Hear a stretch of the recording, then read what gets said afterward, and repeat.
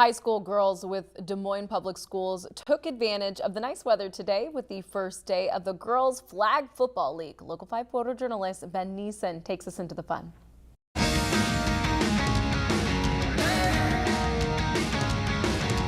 First game, our girls were really nervous, but once they got used to it, we had a lot of fun. We were down, but our girls never put their heads down. They fought back. All the girls are excited that we finally have flag football here in Iowa. For the girls that haven't played, they're very excited to get out here and learn football. I'm amazed to see how many girls we've had got out, and that's a good thing that lets them know that girls do want to participate in this. I played actual football, tackle football for my school as a freshman. I realized I was kind of too small. They're all kind of too big. So I'm really glad that they made a flag football for girls so I can play and not be like, so scared. I'm glad we get to play against like other schools and like it's turning into like an actual sport. I think girls can play football and I think that they should because it's a way to get your anger out a little bit, like running and like putting your mental focus all into like one thing. It's exciting. A lot of them never really watched football, so they're learning the game and they're learning the camaraderie of team sports. Football can bring players together. All these girls are in the hallway, some of them never even seen each other, so this brings them together, get them learn new people and make new friends. We all like go to the same school but don't really like talk to each other there or like hang out there. But here we all been like getting really close with each other. We've all become like good friends and it like feels like a family sport. Go Riders! A local nonprofit is giving back to the community by training first responders, canine handlers, and certifying canines to be a sense of support in crisis situations. Local 5's Dana Searles brings us into the training and the benefits it will bring. Right now, there are 16 new teams of first responder canine handlers and their canines certified to respond to crisis situations. That's after the largest program nationwide held its Crisis Response Therapy Academy right here in Iowa. In times of crisis, the sounds, sights, and stress can be overwhelming. There are a lot of things that happen on scene that civilians are not trained or prepared to deal with in a healthy way. Crisis Canines of the Midlands, a nonprofit founded right here in Iowa, is working to spread crisis response therapy through dogs. It all started after 9/11 when search and rescue teams were resting in the same place as the canine search and rescue dogs. There was an effect that was being seen that if there was just passive interaction with one of those dogs, that those particular human rescuers were recovering faster, were opening up to their peers more, and were able to more effectively do their job and maybe experiencing less trauma. Crisis Canines program certifies dogs as a deployable resource for first responders like fire, EMS, and police. The main training happens over the course of 6 to 12 months, which leads up to the academy training.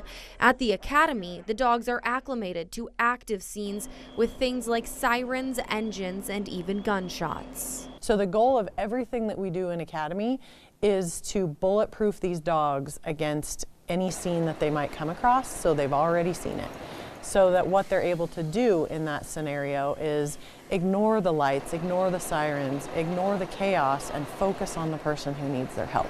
And the overall goal, turning critical situations into a positive, forming bonds that are unbreakable. These dogs are capable of so much. They really are incredible. And so it's really all just built around that concept of trust your dog. So far, 31 teams have been certified through the program since it was founded in 2022, and the organization hopes to keep growing that number. Since last year, over 24 pharmacies in Iowa were forced to close, and many existing pharmacies claim the 3 main pharmacy benefit managers in the U.S. who control the market's prescription costs are behind the closures. But now there could be a solution, as our Connor O'Neill reports. The city of Colfax has had a pharmacy for over a decade now, and Spring City Pharmacy has occupied the building for the past 3 years. It does. It means a lot to us. But the way rural pharmacies are being reimbursed for prescriptions has many, including Spring City, questioning whether it can stay open through the end of the year. But we're not getting paid that full amount of what the drug costs us. So we could be eating $1, $5, $50, $300. And that's per prescription. Why is this happening, though? Well, Spring City said pharmacy benefit managers, or PBMs, who mediate prescription prices between pharmacies and insurance companies, are reimbursing pharmacies with less money than what they pay for the cost of the drug. Truly, we get nervous every time a new patient walks in because we don't know how much money we're going to lose on that patient. And so it's sad to not want new business because we can't afford to lose more money. One of the solutions MAG said to keep smaller pharmacies in business is passing the legislature's proposed bill that would also prohibit a PBM from reimbursing a pharmacy an amount less than the drug acquisition costs national or state average. The 3 major PBMs have claimed previously, though, that reform will increase prescription drug costs. However, MAG said that's just not true. If one PBM chooses to reimburse us unfairly and below cost, us telling them no means that we can't fill for a third of the community, which defeats the purpose of trying to be here to begin with. MAG said since reopening the pharmacy in Colfax 3 years ago, they've lost over $100,000 from a deficiency in drug reimbursements. If rural pharmacies continue to close this year, healthcare deserts will follow. Yeah, if you've got to drive 30 miles and you're 85 years old or 90, you may not even be able to drive anymore. You have to go a long ways to get your drugs. Reporting from Colfax, Connor O'Neill, Local 5 News. It's deja vu in Des Moines as Drake has their second introductory press conference in the last year. Local 5's Jake Brent has more from the Knapp Center. There's a lot of different ways that a coach can win a press conference. New Drake men's basketball coach Eric Henderson won the press conference and then some. This place is really, really special. Really, really special. The support, the excitement. The blue wave is real. I will tell you that much. You feel it. You feel it everywhere you go. What our fans, saw here today is that Eric's one of us, and he's going to jump right in, and people are going to love getting a chance to get to know him and work with them here at Drake. Henderson won a lot at South Dakota State. Here's what you can expect out of his teams at Drake. What are we going to do on a daily basis to make our team better?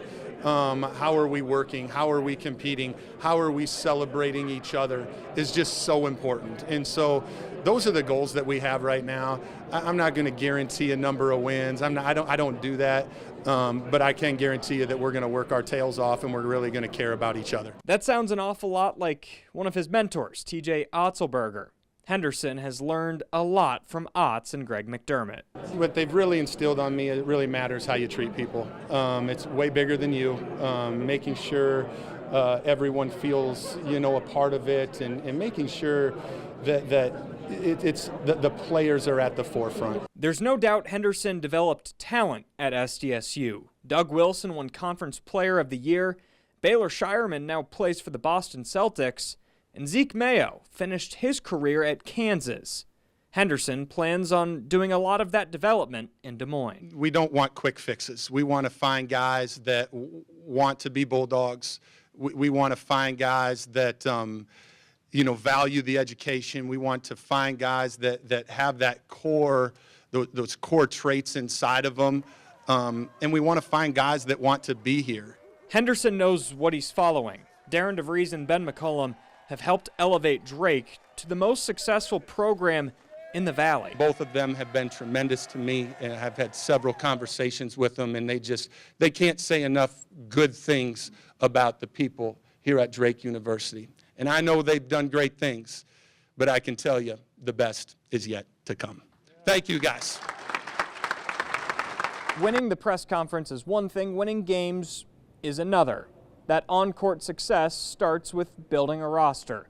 We'll have more coverage all spring on how Drake fills out their team.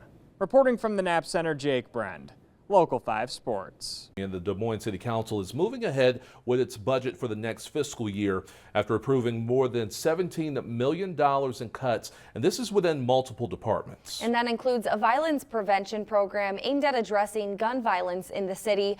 Local 5's Megan McPherson is live outside City Hall this morning. And Megan, we heard residents were not very happy with that decision. Yeah, not very happy at all, Dana and Joseph. In fact, more than a dozen of them came to last night's council meeting here at Des Moines City Hall and spoke out not only against the budget plan, but also the elimination of that very program and several others. Now, since 2021, the council has been setting aside money for the Violence Interruption Project. It's run by Creative Visions, a nonprofit organization. But now they say that moving forward, due to their major budget shortfall, they'll no longer be able to do so. Now, this program provides conflict mitigation in the Drake neighborhood and the Evelyn K. Davis Park area. Funding for that project came from American Resource Plan Act dollars that were eventually supposed to be worked into the city budget. But now, as the city tackles its massive budget shortfall, those funds will be directed elsewhere. I see every day the individuals that we help. I see the people that would be engaging in crime on a daily basis if it wasn't for this program. I see the shooters that decide to put down a gun because of our initiatives. If we needed that. Participants in the program also touched on the gun violence level that we could see in the city without those resources in place. It's to be able to change people's lives, to be able to have them have more potential in their life, to see better into their future, and to be able to help more youth and help more kids become something different than what they saw growing up. The city's current agreement with Creative Visions will end this November, but they did say that they will work with them on a budget amendment if they can match city funding with grant funding. And to that, Akeo Abdul-Samad, the founder and CEO of Creative Visions, says that they've already raised $25,000. We're live in downtown Des Moines this morning. Megan McPherson, Local 5 News. School districts finally know how much money they'll receive from the state for the next school year after the House and Senate had been in disagreement with each other's proposals for months. Our Connor O'Neill tells us how we got here and why some lawmakers say the proposal now waiting on the governor's desk is still not enough. Bells like these generally signal the start or the end to a school day. Well, on Tuesday, those bells actually marked the end to an over 2 months long debate to decide how much the state will increase its funding toward public school districts for the next fiscal year. The party's stance in the House Tuesday regarding the Senate's approved 2% per student increase proposal was clear. Republicans in favor and Democrats not.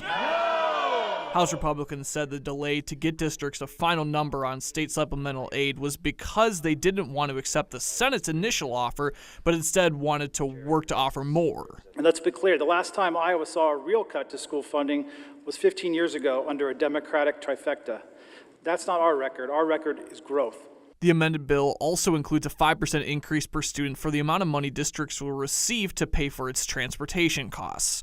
Multiple House Democrats said Tuesday that some school districts already proposed increased tax levies because they didn't know how much of an increase they'd get from the state and couldn't continue to wait this long. It is simply unacceptable to say that it's okay to give 2% of new money to our public schools and 44% increase to our private schools. It simply shows our priorities are wrong. Democrats had pushed Republicans to offer a 5% SSA increase, but Republicans negotiated other increases at a lower SSA rate. Democrats also mentioned that this bill shifts the burden to property owners across the state because districts may have to require property tax increases to have enough money next year.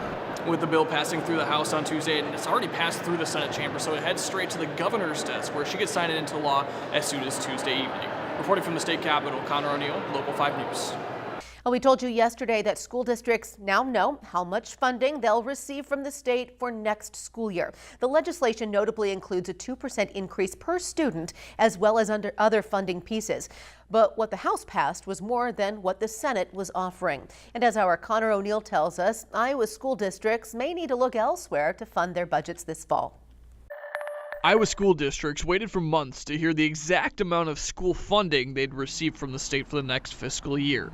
Now, moving forward, they have an April 30th deadline to submit final budgets. 2% obviously is better than nothing, but it's going to be a struggle for a lot of districts. Many districts had advocated for a greater funding increase the past few weeks to make up for rising costs and declining enrollment. So when you couple that with inflationary costs, particularly the increase in health insurance premiums, 2% is going to be a struggle, but we're happy it's finally done. But the Iowa Association of School Boards still says some districts needed more after what was passed, and will have to figure out other ways to meet budget goals. They'll be making decisions about whether they can hire additional staff, whether they need to cut back on some programming or look for alternative ways to do that. The state's bill provides school districts with a 2% increase in per pupil funding and an additional 5% increase per student in money districts receive from the state to pay for transportation costs. The state would also raise the number of positions school districts can share when facing a tight budget under its proposal. Piper added that 140 school districts will be on the budget guarantee list next year, meaning they'll have the same amount of funding as this year, but since they'll be short on state aid, they'll have to make that up through property tax increases. The state school funding bill is now passed through both the House and the Senate, and that legislation now heads to Governor Reynolds' desk where it awaits her signature. Reporting from the state capitol, Connor O'Neill, Local 5 News. In March, the USDA announced it was cutting more than $1 billion in federal funding, and the impacts are already becoming apparent. Local 5's Dana Cyril shares how Iowa food banks and pantries are bracing for this change. Right now, federal funding cuts are starting to see a trickle-down effect right here in Iowa, and a $500 million cut in the Emergency Food Assistance Program is leading to immediate impacts. Need right now has never been higher in our state. The Food Bank of Iowa is facing a hurdle right now. Resources are beginning to become less. That's a really, really difficult spot in which to be. Because of USDA funding cuts, 16 truckloads of food were canceled, which equates to 400,000 pounds of food. When we don't get it from USDA, the only way to make up that shortfall is to purchase it. And that's what we're doing now, is trying to make up for that shortfall. And that will take well over $1 million to do that. Food Bank of Iowa serves 700 partners across 55 counties, one of them being the Bidwell Pantry. Bidwell says over half of its food comes from the Food Bank of Iowa, and it has already seen less of a variety of food coming through. The loss that we're looking at is going to be the equivalent of probably 4 to 5 grocery bags of food for each of those families as they come in throughout the week. And Reams says the type of food it is not getting is some of the most expensive food, things like milk, meat, dairy, and eggs. For us to source these items other places, it is going to be just a devastation to our budgets. However, Food Bank of Iowa is confident in its mission and making sure no deficit is noticed in the state. We will keep food moving. Our mission will continue, but our mission has just become that much harder. Bidwell Pantry says it hopes to keep meeting the need, adding that gardening season will be vital to getting a hold of fresh produce for families, while the Food Bank of Iowa plans to ramp up its efforts to make sure these cuts are not felt. At the Keurig Dr. Pepper facility in Ottumwa, workers went on strike today to demand better working conditions. As Local 5's Alex Fulton reports, it's all because union workers and the company couldn't come to an agreement.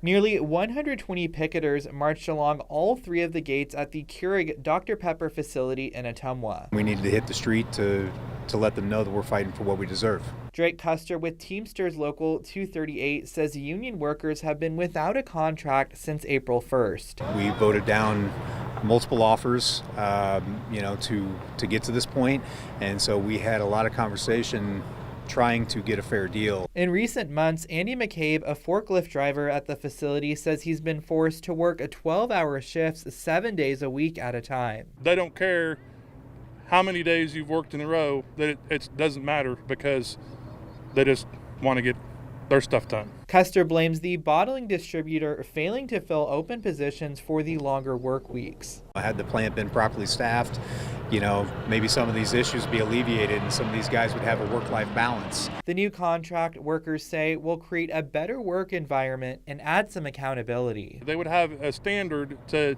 be held by instead of just being able to make somebody work however many days they want to. Picketers will continue to protest until a contract agreement is made, even if that means staying out here through the night. In Ottumwa, Alex Fulton, Local 5 News.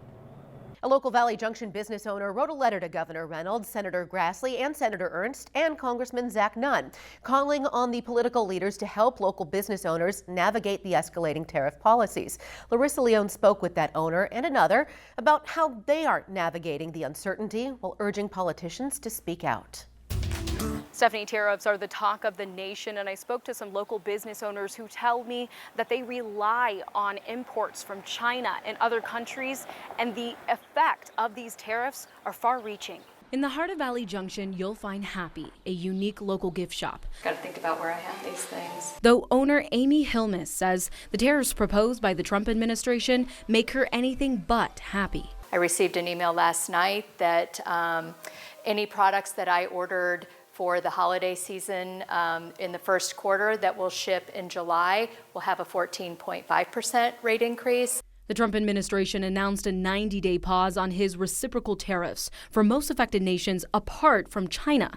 The president increased the tariff rate on China by 125%, a move Hilmes says creates more chaos. A lot of products in gift shops like mine are made in China. Down the road is the vibrant local fashion boutique Ivy Lane. There's that size. Its owner Allison Masters sources a lot of her products from Canada and the EU. She says as of now, some of her international vendors she's done business with for the last 30 years are not increasing prices. There will be a point where I really feel that they will have to make changes and we'll have to adjust accordingly or no longer buy from those vendors. The uncertainties for the future of small businesses has led both owners to urge Iowa's political leaders to speak out and create change. Please just say something or do something. Call your Congress, your senators, governors. See if you can make a difference. Local 5 reached out to all 4 political leaders who received the letter from Amy. At this time, Senator Ernst was the only one who replied back to us, saying in part, quote, Senator Ernst will always bring the concerns of Iowans to the highest levels. As the chair of the Senate Small Business Committee, just yesterday she led a hearing on why Congress must keep taxes low to unleash prosperity on Main Street. Senator Chuck Grassley didn't get back to us, but did post a response to Trump's partial tariff pause on X. He said, quote, I applaud President Trump for today's tariff news. He is a great deal maker and will continue to bring fairness to the U.S. economy. This move brings more certainty and things are moving. Des Moines firefighters and the loved ones of their lost colleagues celebrated a big win at the State House Wednesday. The Senate passed a bill to expand disability coverage for first responders who are battling cancer. Our Megan McPherson has been following this bill for us. Megan, I know that the union has spent years just fighting to get to this point. Yeah, they have, Dana and Joseph. It's been a very long road for the Des Moines Firefighters Union, but they told me last year that this fight would not end until this bill is signed by the governor. Well, the Senate brought them one step closer to that goal yesterday, passing a bill that would ensure all forms of cancer are covered by first responders' disability benefits. Now, this had the greatest impact on the families of Mike Broderick and Brian Stokes, both career firefighters whose cancers were not covered.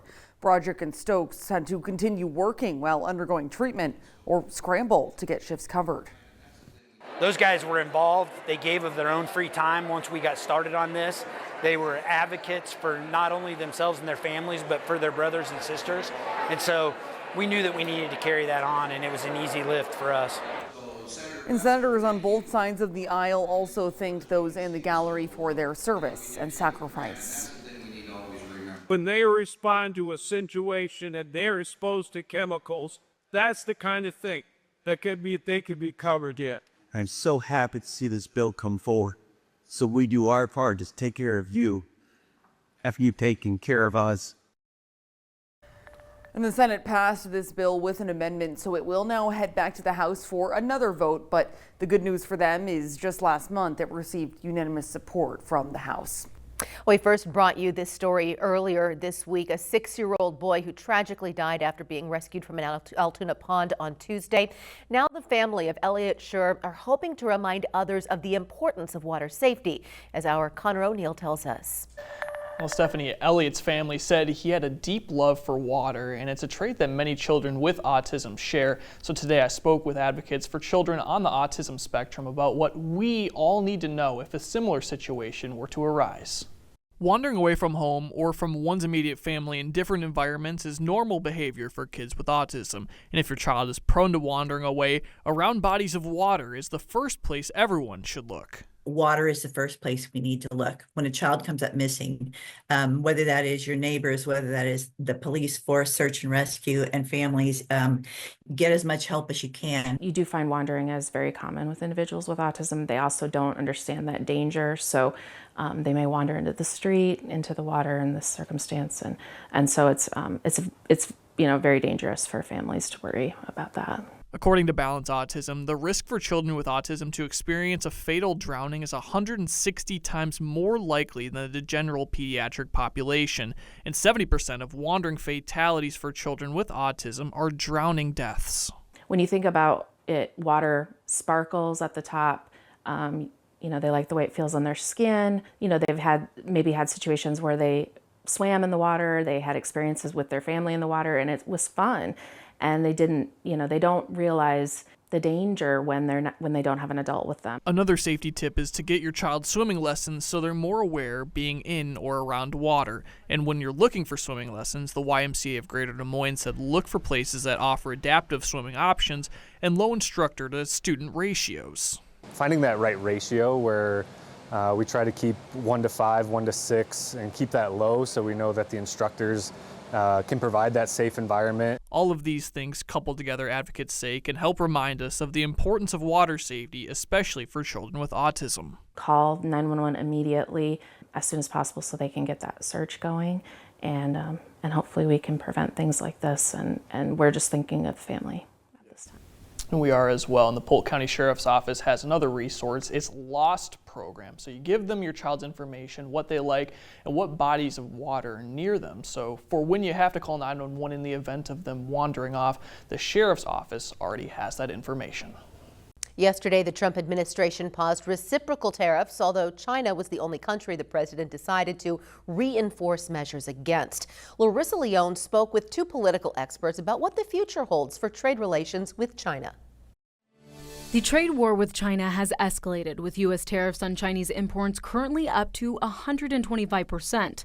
The Treasury Secretary says this is because the country is unwilling to negotiate. Drake University professor David Skidmore has studied international relations with an emphasis on China since 1989. He highlighted the U.S.'s $400 billion annual imports from China, which account for 1/3 of global manufactured goods, versus $100 billion in exports, which he says creates disproportionate trade.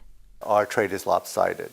China sells us about 3 times as much as we sell them, so we have a big trade imbalance, and I think that is part of the issue with China. After a 32-year career as a United States diplomat, Kenneth Quinn says when the U.S. and China established diplomatic relations in 1979, there was no economic relationship between the two countries, saying in the past 45 years, China and the U.S. have become each other's most significant trading partner. What China and the United States do towards each other will impact everyone around the globe. Skidmore notes consumer confidence has dropped dramatically in the last month. That, paired with fears of a recession, could lead to a situation the U.S. hasn't dealt with before. Either prices are low, but you have higher unemployment, or prices are going up and unemployment declines. But now what's called stagflation is a possibility. 40 years ago, Kenneth Quinn welcomed Xi Jinping to speak right here in Des Moines. He says he's using the relationship he fostered with China's president during that visit